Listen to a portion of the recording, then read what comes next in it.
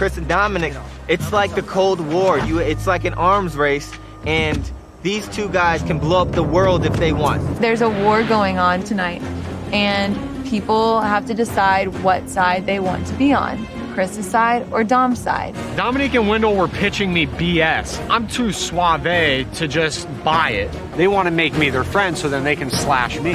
He's still after me. That's all I need to hear. I could care less if he's the greatest guy in the world. The son of a wants me dead. He's got to go. Domenick Abbate versus Chris Noble, aka the Noble One. Their rivalry is the one thing that made Ghost Island interesting. I mean it. This is the storyline of season 36, for better or for worse. Two alpha males fighting to be the top dog on a season where most everyone else just kind of moves out of the way and does nothing to stop the eventual clash of the titans. Their egos are huge, and merely existing together is apparently not a possibility. How do these two strangers become game-long enemies? Let's find out. By the way, this video was selected and created back in February of 2023 at the request of my patrons on Patreon. If you want to pick what videos I make and watch them all up to 6 months early, then consider joining them on Patreon. Link in the description. And now with that, 39 days, 20 people, 1 survivor. Season 36 Ghost Island starts off with Jeff explaining that the twist of the season is Ghost Island. Shocker, I know. It is essentially Exile Island, a place where one person will go, but the twist this time is that they get to play a game, and if they win that game, they get an idol or an advantage from a past season. We then see both tribes split up into the purple Naviti tribe and the orange Malolo. Chris and Domenick, aka Dom and Chris, are both on Naviti, and Jeff says, pick a leader. Right now. Naviti picks Chris and he is tasked with them picking who will run the reward challenge, but there is a twist. If the leader of either tribe thinks they're going to lose, they can throw the challenge by dropping the puzzle and retain some of the reward if they choose to do it before the timer runs out. So Chris picks his players, and how does this challenge play out? Survivors ready. Go! Sebastian has it, Michael has it. We are dead even out of the gate. Woo! Keep it moving! Great job. All right, Dan. Go, Desiree! Sand timer starts now. I hope she knows how to do slide puzzles. Let's go. You got this. Come on, Dad! Come on, Dad! Chris, pulls the plug on Desiree. Forfeits for Naviti. Anybody feeling a little bit, if we could do it again, maybe we'd make different choice. I'm a truth teller, Jeff.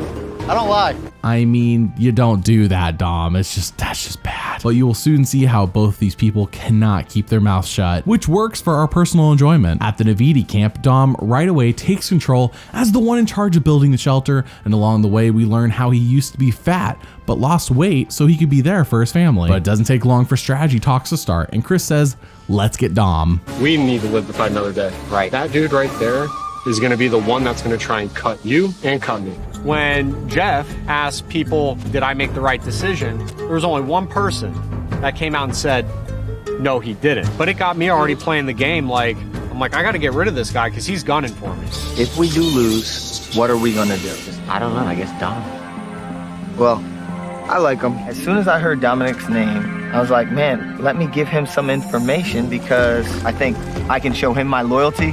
And I think it's going to reciprocate in the long run. There's someone that fed. I think someone said No one thinks it was Chris that fed on that? It might be. That's of course it could have been. Yeah. I'm here to play the game as well. And he's got a big battle ahead of him if he thinks he's just going to roll right in and just vote me out. I love how quickly this information gets back to Dom. This is day 1, mind you, of 39. There's a lot of game to go. They do win immunity, so no tribal council, but that night Dom goes on a hunt in the woods for an idol and he finds it, which is surprising. Most people can't even find one during the daytime, let alone at night. So Dom decides, with this safety in my pocket, let me talk to Chris and get a fresh start with him. I want to play with you. Well, then frankly, from the beginning, I thought you were gunning for me. 100% no. I love you, I think you're awesome. Have you found the idol? No. Well, no one's even looked. No one's looked? No. Okay. Not that I know of. The way Chris came at me out of the gate immediately made me think he was definitely on to me. but I'm not gonna play defense. I'm gonna make sure I have Chris in my control. He doesn't know who he's messing with. So I decide to create this fake idol and wrap it up with the paperwork that came with my real idol. Read it. Okay. Read it. Sick. By showing him the paperwork that goes with an actual idol, it distracted him from even looking at the fake idol, and seeing his reaction, I knew I had him hook, line, and sinker. I have no problem playing an idol for somebody else. Domenick showed me his idol after lying to me he didn't have an idol and said he wanted to take me to the end. Something about it is just off. And if my instinct tells me something's off, I have to go with it. I will not get voted out of this game going against my instinct. Knowing that he has an idol scares the hell out of me, and it's up to me as a leader to eliminate it. Well, that went over splendidly. Dom wasn't sincere, and Chris can smell how obvious he is being. Naviti wins immunity again, so we move on to episode 2, and I don't know why the show thinks this is a good idea for a cast of new players, especially for us as an audience, but they're doing a tribe swap already. Chris and Dom stay on Naviti along with Wendell, aka Dom's right-hand man, and Angela, aka Chris's right-hand woman. Chris then makes a bold move and exposes Dom to everyone. Dom then talks to Morgan, another original Naviti member, and says we need to get these old Malolo members to help us to vote out Chris, which is coming sooner than we think as Naviti loses immunity. And Jeff says it is time to decide who is going to Ghost Island, and whoever goes gets to avoid tribal council. So when everyone pulls rocks, who gets the white rock that sends them to Ghost Island? Everyone reveal. Chris. Chris has the white rock. Chris will be going to Ghost Island. Cannot be voted out at tonight's tribal council. That's the good news. Bad news is you'll be out of the social politics and have no say in who does go home. Well, I guess the rivalry will just have to wait for one more night. While on Ghost Island, Chris smashes an urn and the note says, "No game for you," which by the way happens far too often this season to anyone who comes here. Just a terrible decision by the show. If you go to Ghost Island, there should always be a game no matter what. Anyways, we then hear from Chris as he finally has time to slow down and think. No, I didn't even know I was this upset. My mom was diagnosed with MS years before I was even born. My mom is my hero. I sort of, when I hit a moment of weakness, I think of her. She's the ultimate survivor. She was diagnosed at 27.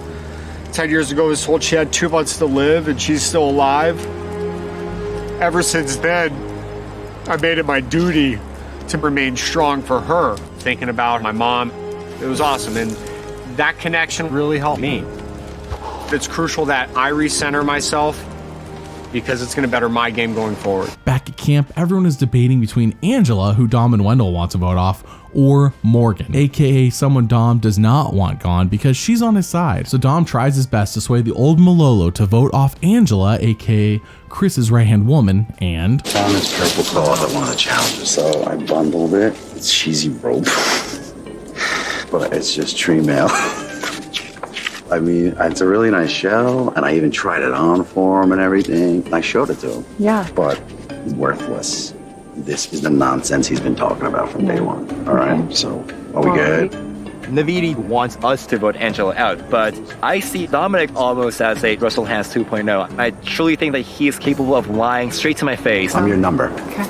It could easily be the case that he has a real idol and wanted to throw us off his path by showing us the fake idol. For real, all my children, I want to work with you guys. I'm not saying that. I would never say that. If anyone has to go, I swear on my children and family, it's a bad sign. yeah, I imagine most of them can sense his ego and also how stupid the story sounds, but Dom needs his ego stroked, so here we are. I do want to mention though that while I am only showing snippets of these two behemoth of players, you get a lot more screen time with them in the actual show, and they are both extremely charismatic in their own way. But at Tribal Council, Dom gets blindsided as Morgan is voted off 4-3-1. Yikes. Episode 3 sees Dom saying, "What the heck just happened? I thought I had these Malolo members wrapped around my finger, and now Angela is so mad at him and Wendell." But then Dom receives a pleasant surprise. When Morgan was voted off, it turns out she had the legacy advantage, and when you get voted off, you get to gift that to somebody else who's still in the game. Now, this legacy advantage is just basically an idol, but it can only be used when there are only 13 or 6 people left in the game, which will block all votes against him if he plays it correctly. When Chris gets back to camp, Angela catches him up on what happened, and he's mad. The Malolo members then tell Chris that, hey, Dom's idol is fake, and he is trying to trick you. Fun. But then we see a break with the old Malolo as Laurel and Dothan say they like Dom more than Chris, and we have a real tribal division going on now. But then Chris talks to Dothan and relates to him on a human level. It's rough. This is the longest I've ever been without my mom and my mom. My mom's in an assisted living home.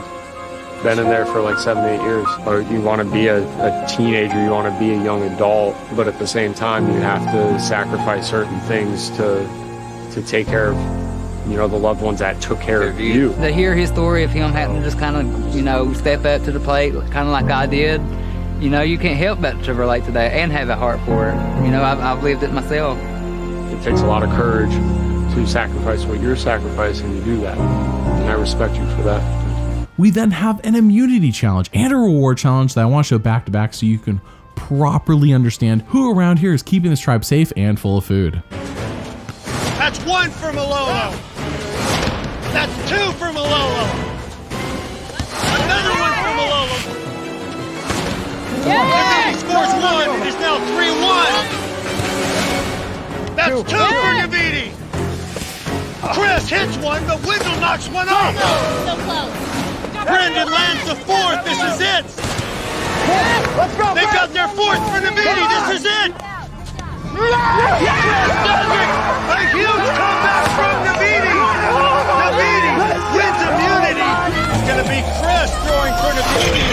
He's on target out of the gate. You gotta hit the target so he spins the bottom, making that flag pop. Chris pops the first flag, super fast, and right away, Chris is on fire for Navidi. He has got some velocity. Chris pops the second flag.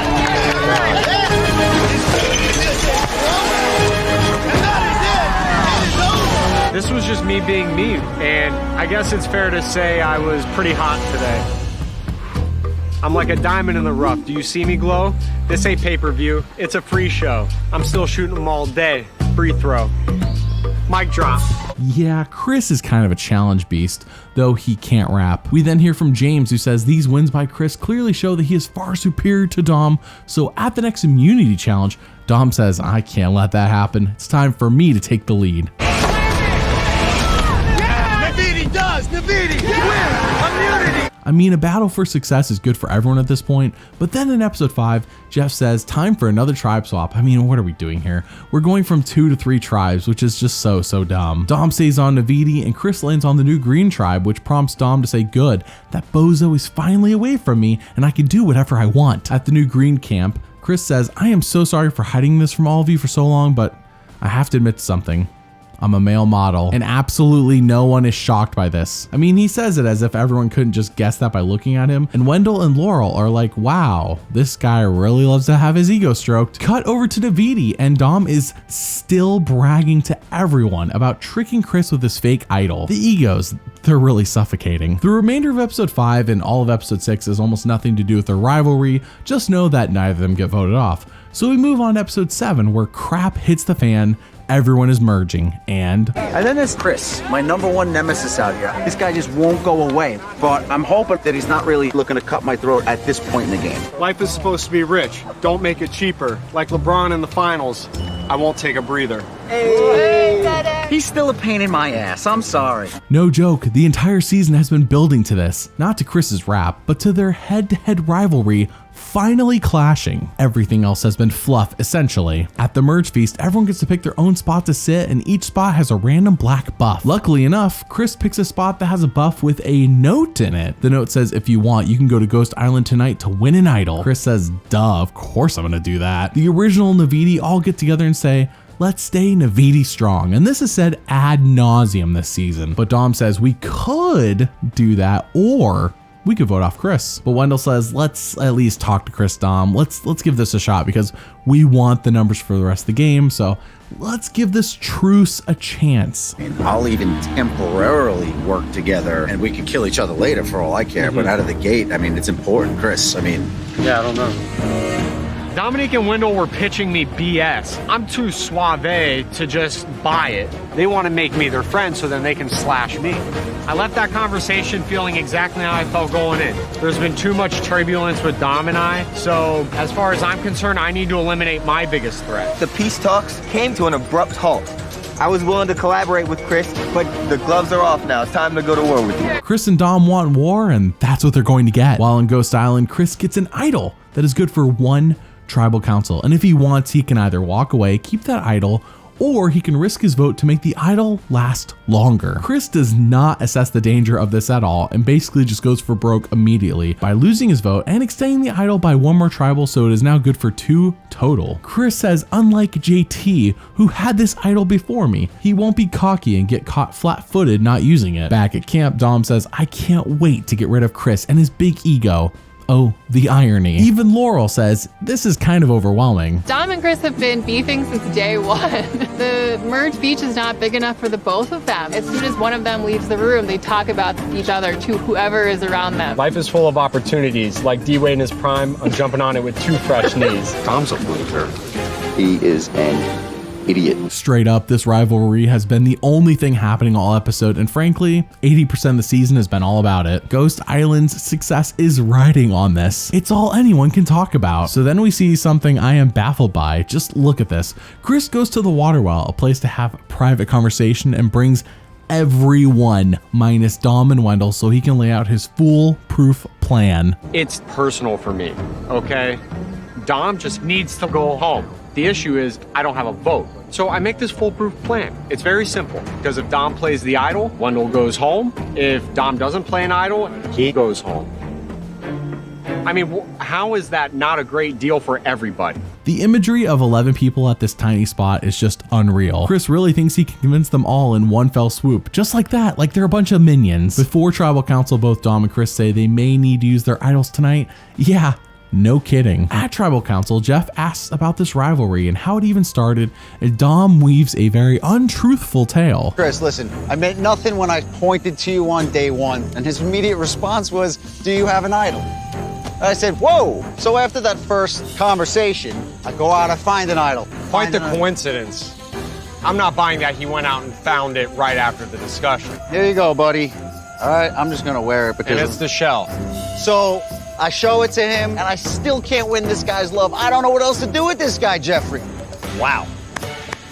It's a shell on a necklace, and Dom acts like he is some sort of mastermind manipulator. Chris already knows this thing is worthless, so it is crunch time. Everyone goes to vote, and... Nothing against you guys. Love you. One love. Chris Noble, it's been a pleasure serving you coffee for 22 days. See you on the other side, brother. Somebody had to say it. I'll say it. Stop rapping. You're garbage at rapping. You can't rap. You have no bars. Put the mic down, bro. Put the pen down, bro. Use an eraser.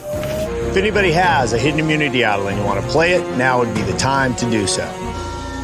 Okay, this is the Sierra Dawn Thomas Legacy Advantage. This is the Legacy Advantage. Any votes cast for Dom will not count. First vote, Chris. Libby. Libby. That's 2 votes, Libby. Chris. 2 votes, Chris. Chris. That's 3 votes, Chris. Chris. 4 votes, Chris. Chris. That's 5 votes, Chris. Chris. That's 6 votes, Chris. 8th person voted out, the first member of our jury. Chris. Good deal. That's 7, that's enough. Chris, the tribe has spoken. Thank you, Probst. Dom wins the Cold War. Why Chris doesn't play his idol is beyond me, but if you thought Chris would stop rapping, then oh boy, you are dead wrong, because at Ponderosa, he makes this now infamous music video.